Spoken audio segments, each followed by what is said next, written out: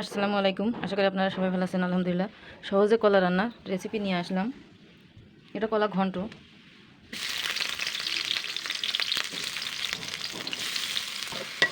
আমি ফোড়নটা আগে দিয়ে উঠিয়ে রাখবো।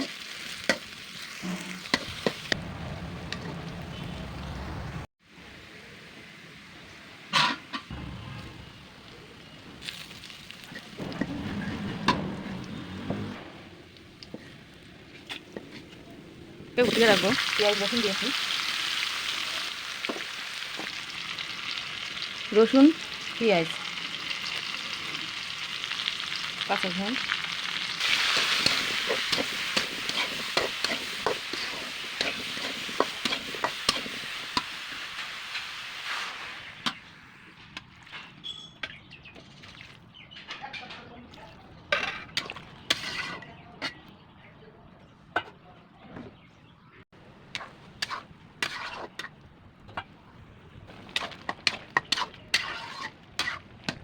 কলাটা এবার সিদ্ধ হয়ে গেছে। আমি পেঁয়াজ রসুনটাকে একসঙ্গে দিয়ে ঘুটে দেবো।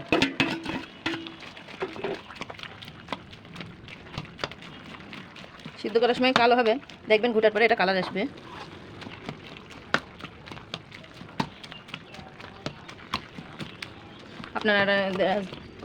আপনারা যারা রান্নাটা পছন্দ করবেন তারা লাইক, কমেন্ট, সাবস্ক্রাইব করে পাশে থাকেন। এটা আগের থেকেই পেঁয়াজ রসুন জিরাটা তেলে দিয়ে রাখলে বাটি কড়াটা ধুতে হবে না, ঝামেলা নেই, এর ভিতরেই দিয়ে দেবেন।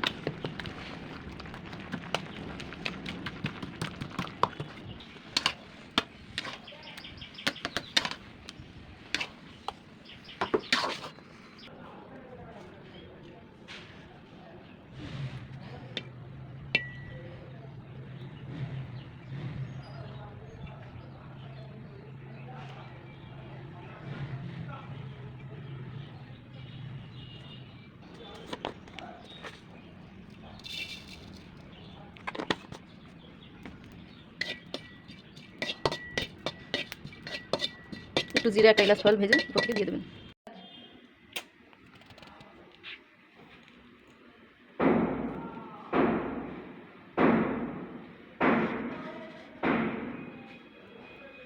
হয়ে গেল মজাদার কলা ঘন্ট। আল্লাহ হাফেজ।